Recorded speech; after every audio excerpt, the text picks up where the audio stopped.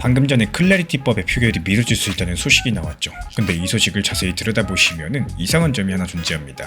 이 법안에 반대표를 던진 의원은 아직까지 단 한 명도 없는데요. 반대표가 한 편도 없는데 법안이 뒤로 밀려날 수가 있을까요? 네, 있습니다. 지금 미국 상원에서는 우리가 잘 모르는 규칙이 하나 있거든요. 오늘 이 규칙 하나만 이해하고 가시면은 클래리티법의 8월과 9월이 한눈에 들어오실 거고, 지금 미국 매체 코인데스크가 전한 내용인데요.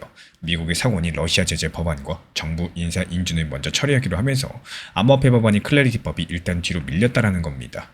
이번 주 안에 움직이긴 어렵고요. 또 빨라야 다음 주라는 건데, 문제는 다음 주가 상원이 여름 휴회에 들어가기 직전 마지막 주라는 거죠. 그리고 여기서도 못하면은 다음 달이는 9월 달이고, 그 이견이 계속된다면은 올해 안에 통과 자체가 어려워질 수 있다. 이런 문장까지도 나왔습니다. 이 클래리티 법안이 미국 상원 본회의에서 찬성이냐 반대냐를 묻는 표결을 아직 한 번도 한 적이 없습니다. 누가 반대해서 진 것도 아니고요. 표 대결에서 밀린 것도 아니라는 얘기겠죠. 근데도 순서는 뒤로 갔습니다. 이게 어떻게 가능한 걸까요? 그 정답은 미국 상원이 일하는 방식에 있습니다. 기원부터 짚자면은 미국 의회는 상원과 하원 둘로 나뉘어 있고요. 법이 되려면 두 곳을 모두 통과해야 됩니다. 그 중에 상원 본회의에서는 오래된 관행이 하나 있는데요. 찬반이 갈리는 쟁점 법안은 한 번에 딱 하나만 다루고, 법안 하나를 표결까지 끌고 가려면 정해진 절차랑 기다리는 시간들이 여러 개 붙어 있기 때문에 하나를 붙잡고 있는 동안에는 다른 쟁점 법안이 끼어들 자리가 없거든요. 그래서 미국 상원에서는 이 표 숫자만큼이나 어떤 때는 표 숫자보다도 더 지금 그 한 자리를 무엇이 차지하고 있느냐가 상당히 중요합니다. 그러면은 이번 주에 그 한 자리는 누가 차지하고 있을까요? 코인데스크가 정리한 이번 주 상원 일정을 보면요. 미국 시간으로 월요일, 우리 시간으로는 어젯밤부터 오늘 새벽 사이 이 공화당의 튠 원내대표가 정부 인사 인준부터 묶어서 처리하기 시작을 했습니다. 여기서 인준이라는 것은 대통령이 뽑은 사람을 미국 상원이 승인해주는 절차를 뜻하는데, 그리고 미국 화요일 밤, 우리 시간으로 내일 오전 러시아 제재 법안으로 넘어가서 표결까지 가기 위한 첫 번째 절차를 시작할 예정이다라고 하는데요. 이 러시아 제재 법안 같은 경우는 러시아 지도부를 제재하고 또 러시아랑 거래하는 나라들에 대해서 관세를 물리는 내용들인데, 이번 달에 세상을 떠난 그레이엄 상원의원이 생전에 밀던 법안이기 때문에 지금은 고인을 추모하는 이런 이름까지도 붙어있는 상황입니다. 그리고 여기 우리 국내 기사에는 빠져있는 대목이 하나 있습니다. 이번 주 화요일과 수요일 이틀 동안 워싱턴과 사우스 캐롤라이나에서 그레이엄 의원의 장례가 열릴 예정인데요. 이 상원의원들의 시간이 그쪽으로 갑니다. 그러니까 이번 주 미국 상원의 한가운데에 있는 거는 사실상 법안이 아니라 장례인데, 인준, 장례, 그리고 추모의 이름이 붙은 러시아 제재 법안까지 이 세 가지가 이번 주를 채우고 나면요. 미국의 상원은 8월 7일 금요일까지 일을 하고 8일부터 여름 휴회, 그러니까 의회가 일을 쉬는 기간에 들어가게 될 거고, 클래리티법 차례가 온다라고 해도 빨라야지 다음 주 휴회 직전 며칠뿐인 겁니다. 그리고 속보 뉴스 보도 원문은 이렇게 적고 있는데요. 클래리티법은 어차피 아직 표결에 붙일 준비가 안 돼 있다라고요. 이 트럼프 측에서 포함한 고위공직자가 암호화폐 사업에 관여하는 걸 막는 조항, 이걸 두고 지금 민주당과 공화당 양당이 아직도 절충점을 찾는 중이기 때문입니다. 지난주에 백악관 측에서는 트럼프 대통령도 그 제한을 받아들이기로 했다고 밝혔지만, 민주당은 그 정도로는 부족하다는 입장이고요. 그래도 양쪽 전부 다 대화는 계속하기로 했습니다. 실제로 미국 월요일에는 이 법안에 반대하는 민주당 의원들이 이 조항을 주제로 행사를 열기도 했었고, 지난 영상에서도 숙제로 드렸던 미국 목요일까지의 협상 시한 그대로 살아있는 상황입니다. 그러면 이야기가 달라지겠죠. 헤드라인만 보면 러시아 제재가 클래리티법을 밀어낸 것처럼 보이는데, 그런데 원문을 끝까지 읽으면 그 순서가 반대라는 겁니다. 클래리티법이 아직 표결에 나설 준비가 안 돼 있었고, 그렇게 비어있는 시간을 다른 안건들이 가져간 겁니다. 그렇게 순서에서 밀렸다는 것과 준비가 안 됐다는 것, 이 두 가지는 완전히 다른 이야기이기 때문에 앞에 얘기를 하면 억울한 거지만요. 뒤에 얘기를 하면 시간이 더 필요한 것 뿐이니까요. 이 구조가 눈에 들어오기 시작하면 이 뉴스에서 정말로 이상한 부분들이 하나씩 보이기 시작을 하실 텐데요. 지금부터 3개를 차례로 보여드리도록 하겠습니다. 먼저 첫 번째로 클래리티법의 앞순서를 차지한 그 러시아 제재 법안. 사실은 이 법안도 이번 여름에 끝까지 가지 못합니다. 왜냐하면 미국의 하원이 이미 8월 31일까지 휴회에 들어갔거든요. 법이 되려면 상원과 하원을 전부 다 거쳐야 된다고 말씀드렸었죠. 그러니까 미국의 상원이 다음 주에 러시아 제재를 통과시켜도 이 법안이 대통령 책상에 도착하는 건 빨라야 9월입니다. 공화당의 케네디 의원은 대놓고 불만을 표현했죠. 표는 이미 충분한데 왜 지금 표결을 안 하느냐. 다음 주에 할 수 있을지도 모르겠다. 이런 식으로 표현을 했는데, 게다가 트럼프 측에서 이 법안에 이란 제재까지도 추가하자고 요구를 하면서 이 조율할 내용들이 더 늘었다는 보도까지도 있습니다. 그래서 정리드리자면요. 지금 미국 상원의 시간을 가져가는 법안조차도 이번 여름 안에는 마지막 단계까지 갈 수가 없다라는 거고, 급해서 먼저 처리되는 게 아니라 그냥 순서가 그렇게 잡히게 된 겁니다. 게다가 두 번째로 튠 원내대표의 말인데요. 이 코인데스크에서 이렇게 말을 했습니다. 휴회전의 클래리티법을 다루고 싶다라고요. 다만 표가 어디에 있는지도 보셔야 되기 때문에 이 짧은 문장인데 이 안에 이 법이 안고 있는 문제 2개가 전부 다 들어 있습니다. 한 개는 오늘 내내 말씀드린 시간 문제, 또 다른 한 개는 표와 관련된 문제입니다. 이 찬성 60명이라는 기준을 채울 수 있느냐 하는 계산들, 이 표 계산은 그것만으로 영상 하나가 나오는 이야기이기 때문에 따로 준비해가지고 자세히 다뤄드릴 예정이고요. 오늘은 한 가지만 덧붙일게요. 표가 모자란 상태에서 표결을 서두르면 여기서 남는 건 부결이라는 기록들 뿐입니다. 그러니까 확실하지 않을 때 서두르지 않는 거는 뒤집어 보면 지는 기록을 만들지 않겠다는 선택일 수도 있겠죠. 그리고 이어지는 세 번째, 오늘 이야기 중에 가장 의외인 대목일 텐데요. 이 국내 기사의 맨 마지막 문장 기억하시나요? 법안이 상원을 통과해도 하원 재의결과 대통령 서명 절차가 남아있다는 거. 이렇게 끝나죠. 다들 이 문장을 형식적인 절차 얘기로 읽고 넘어가십니다. 근데 지금 워싱턴에서는 대통령 서명이 형식이 아닙니다. 실제 3주쯤 전에 실제로 있었던 일입니다. 미국 의회가 주거비를 낮추는 큰 주택법안을 통과시켰었는데 하원에서 358대 32, 상원에서 85대 5, 반대가 거의 없는 압도적인 통과 수치였었죠. 서명식 날짜까지도 잡혀 있었어요. 근데 트럼프 쪽에서 서명식 직전에 갑자기 서명을 거부합니다. 그 이유는 법안 내용이 아니었습니다. 투표할 때 시민권 증명과 신분증을 요구하는 다른 법을 의회가 먼저 통과시키라는 거였는데요. 그 전까지는 법원은 서명을 안 해주겠다라는 거죠. 그래서 그 주택법안은 어떻게 됐을까요? 없던 일이 됐을까요? 절대 아닙니다. 7월 10일에 법이 됐습니다.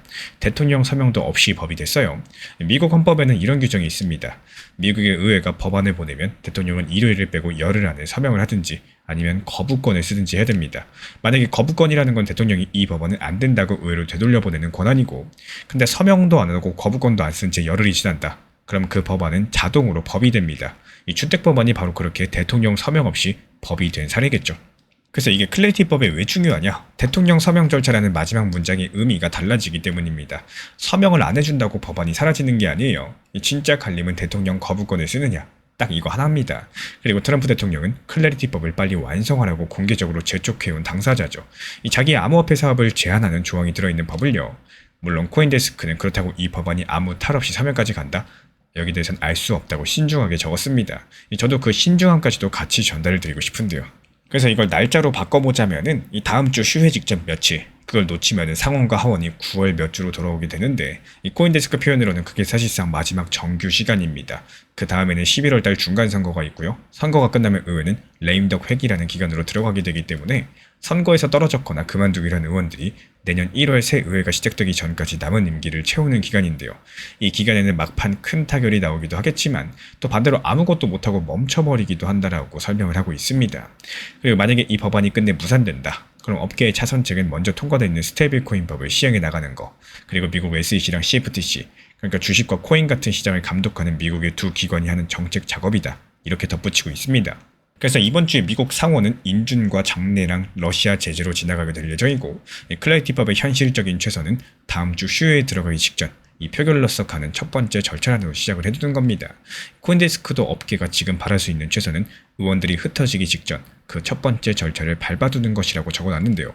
그게 만약에 된다면 8월 첫 주는 아주 빡빡한 일정이 되는 거고, 그게 안 되면 다음 자리는 9월 달입니다. 하지만 만약에 이번 주 후반에 클래리티법의 첫 번째 절차가 갑자기 제출되는 경우, 그러면 오늘의 연기 전망은 그 자리에서 무효가 되겠죠. 그리고 미국 목요일까지의 윤리조항 협상이 깨졌다고 공식화되는 경우, 그때는 연기가 아니라 무산 쪽으로 이야기의 틀 자체가 바뀌겠죠. 그럼 마지막으로 러시아 제재가 다음 주까지도 상원을 계속 붙잡고 있는 경우, 그러면 휴회 전에 첫 번째 절차조차 어려워질 거고 9월달 시나리오가 일찍 확정이 되는 겁니다. 이런 상황에서도 제가 이 경로를 기본으로 보고 있는 이유는 먼저 상원이 미국 화요일 밤 러시아 제재의 절차를 시작할 예정이라는 거, 그리고 쟁점 법안은 한 번에 하나라는 관행들, 이 두 가지가 이번 주의 구조를 이미 정해놨습니다. 그리고 클래리티법 자체가 아직까지 표결 준비가 안 됐다고 명시가 되어 있는 상황이고, 또 동시에 양쪽이 협상은 계속하기로 했습니다. 협상이 끝난 게 아니라 시간이 걸리는 상태란 뜻이겠죠. 게다가 튠 원내대표가 휴회 전에 다루고 싶다는 의사 자체는 유지하고 있기 때문에 이 조건이 붙었을 뿐이지 포기하겠다는 말은 아직까지 없는 상황이죠. 또 제 영상에 대해서 오랜 기간 동안 보고 계신 분들, 그리고 대부분의 많은 구독자분들께서 가장 큰 관심사 중에 하나는 당연히 리플 XRP일 거라고 생각을 합니다. 실제로도 리플 보유 비중이 가장 크시지 않을까 이렇게 생각을 하기 때문에 리플이 정말로 좋은 게 맞을지, 아니면 계속해서 보유하는 게 맞을지, 여기에 대한 비현실적인 내용보다는 오히려 현실적으로 도움이 되는 내용들로 전달을 드려보도록 하겠습니다. 먼저 중요하게 말씀드리려고 하는 것 중에 하나는요. 왜 리플 XRP를 보유하고 계신지에 대해서 한번 생각을 해보셔야 됩니다. 단순하게 기술력이 좋아서 아니면은 가격이 상승할 것 같아서 이 주변에서 그냥 리플 좋다 하니까 뭐 이런 식으로 장기 투자로 들고 있으면 된다. 뭐 여러 가지 이유가 있겠지만요. 결국에는 내가 리플 XRP로서 큰 수익을 내기 위한 이게 궁극적인 목적이다라고 생각이 돼요. 여기서의 핵심이 되는 내용은요. 여러 가지 수익을 낼 수 있는 기회가 있었음에도 불구하고 결국에 더 상승할 거야 생각 때문에 매도를 못하는 경우가 대표적인 코인 중에 하나가 리플인데요. 그리고 그 이유는 너무 기대 심리가 높기 때문입니다. 앞으로 얼마까지 상승할 거야 이런 기대감 대비했을 때 이게 하락을 했을 때 어떤 대응을 하겠다. 리플이 과거에 얼마까지 하락을 했었고 또 어떻게 상승했는지에 대해서는 놓치고 가시는 분들이 많이 계십니다. 리플 XRP 같은 경우는 이 과거에 160원까지 하락했다가 다시 4,900원까지 상승을 하면서 엄청난 상승을 이미 보여줬었고요. 다시 한번 하락으로 이어져 있는 상황에서 중간에 분할 익절들, 일부러도 수익 실현을 할 수 있는 이런 대응을 못한다면 결국에 못 팔고 후회만 하게 되는 이런 경우들이 반복될 수밖에 없다는 거예요. 제가 안내드리고 있는 리플 정보방에서도요. 역시 마찬가지로 과거의 흐름이 좋을 때 안내드렸었던 내용들입니다. 이 7월 10일 리플뿐만 아니라 코인 시장의 흐름이 좋았을 때 그 당시에도 3,950원, 4,350원 여러가지 적당 단기 고점에 대해서 분할 목표가에 대해서 안내드렸던 이유들 물론 여기서 더 상승할 수도 있는 확률도 있겠지만요. 혹시 너무 빠른 급등과 너무 빠른 상승에서는 당연히 조정이 크게 찾아온다. 이 점을 반드시 기본적으로 계속 인지를 하고 있어야 됩니다. 마치 지금 코스피가 크게 급락을 하는 것처럼 이 급등한 후에는 급락이 오는 게 투자 시장의 당연한 원리입니다. 이 코스피가 5천, 6천, 7천 찍고 올라갈 때 1만까지 갈 수 있다라고 생각들을 많이 하지만 또 반대로 하락할 거에 대한 생각을 안 하고 있으면 하락했을 때 큰 타격을 받는 것과도 똑같습니다. 그렇게 분할 익절을 하면서 시장을 여롭게 볼 수 있는 시각 그리고 습관을 키워 나가셔야 되는데 이 팔고 나서 더 상승하면은 나머지 비중이 더 올라가기 때문에 좋을 거고 하락하면은 분할 익절했으니까 좋을 수 있는 이런 포트폴리오를 만들어 놓을 줄 아셔야 되겠죠. 대부분 많은 분들께서 이미 알고 있는 리플의 전고점 5,000원 부근을 돌파하면은 10,000원 갈 거야, 30,000원 갈 거야, 50,000원 간다 이런 말들이 많았었지만요. 방금 말씀드린 것처럼 그만큼 상승할 수 있다는 것은 반대로 그만큼 하락도 가능하다. 이걸 반드시 인지하셔야 되고 흔히 말하는 심리적인 고점 부분에서는 이 큰 욕심을 내는 구간이 아닙니다. 오히려 하락할 수 있는 확률 자체가 높기 때문에 내 것으로 꾸준하게 챙겨 놓으셔야 되는 구간이고요. 리플 정보방에서도 4,850원이라는 이 단기 고점에 대한 목표 가격에 대해서 안내드렸던 이유이기도 하겠습니다. 이 확률적으로 봤을 때 더 오를 확률이 많을지 현실적으로 하락할 확률이 높을지 여기에 대한 생각을 할 줄 아셔야 된다는 거고 그냥 단순하게 더 상승하기를 원해서 내가 매도를 못하고 있는 건 아닌지 남들이 더 오른다고 하니까 그래서 그 말만 듣고 매도를 못하고 있는 게 아닌지 여기에 대해서 냉정하게 한번 생각을 해보셔야 됩니다. 제가 안내드리고 있는 리플 정보방에서도 역시 마찬가지입니다. 분할 매도 일단 조금이라도 팔아서 내 것으로 만들고 수익을 실현하는 습관화해야 되고 익절을 어려워하지 말라고 말씀드리고 있는 이유들 결국에 리플을 보유하는 이유는요. 기도하는 매매 방법이 아니라 현실적인 대응의 중요성 재미, 수익의 중요성들을 안내드리기 위함입니다. 특히나 코인 시장, 리플 흐름이 좋은 상황에서 4,230원, 4,850원 이렇게 라인에 대한 분할 익절 목표가에 대해서 안내드린다면 누군가는 이거 더 상승하는 거 아니냐, 리플 10,000원 가는 거 아니냐 이렇게 생각을 하실 수 있어요. 그거는 그 가격까지 올라가기를 위한 바람인 거고요. 현실적인 경우 수를 놓고 봤을 때 올라가도 좋고 내려가도 좋은 상황들 대응 전략으로서 만들어 놓으려고 할 줄 아셔야 됩니다. 그리고 그렇게 4,230원 라인에 대한 목표가에서 분할 익절을 하셨다면 여기서 중요한 핵심은 만약에 더 상승했을 때 메인 비중이 올라가가지고 좋은 거고요. 반대로 하락하면 분할 익절을 했기 때문에 더 낮은 가격에서 추가 매수할 수도 있는 혹은 또 다른 알트코인 타점에 대해서 대응할 수 있는 이런 여유가 생긴다는 점들을 반드시 알고 계셔야 돼요. 이게 지금 정말로 예전과는 달라졌다는 겁니다. 그냥 보유만 단순하게 한다라고 해가지고 이게 장기 투자가 아니고요. 얼마만큼 내가 효율적으로 봤을 때 시장에 대해서 대응을 하고 나한테 도움이 되는 방법으로서 만들어 나가는지가 상당히 중요한 시장이라고 생각을 합니다. 하루하루 다르게 여러 가지 이슈들이 전 세계적으로 봤을 때 나오고 있는 이런 시장에서 이 내용을 압축시키고 중요 내용들만 정보방에서 안내드리고 있는 이유 역시 마찬가지로 현실적인 시장에 대한 대응을 하셨으면 이러하는 바람 때문입니다. 항상 말씀드리지만요. 지금 시장, 업비트, 빗썸, 현물 매매만으로도 운영하셔도 충분히 좋은 시장이기 때문에 이에 따른 필요하신 분들께서만 현재 보이는 번호로 문자 신청 남겨주시면 여러가지 투자 가이드라거나 이 정보 커뮤니티방 입장 도움 드리도록 하겠습니다.